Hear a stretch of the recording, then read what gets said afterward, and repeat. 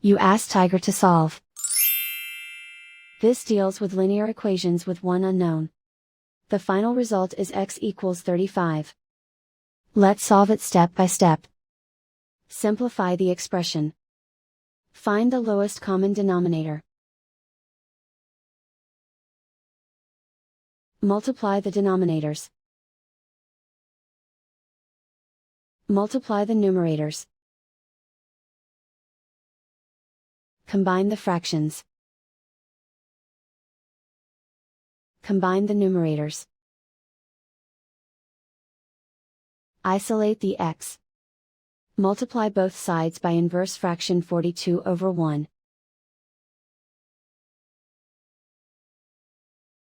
Group like terms. Multiply the coefficients. Simplify the fraction. Multiply the fractions. Simplify the arithmetic.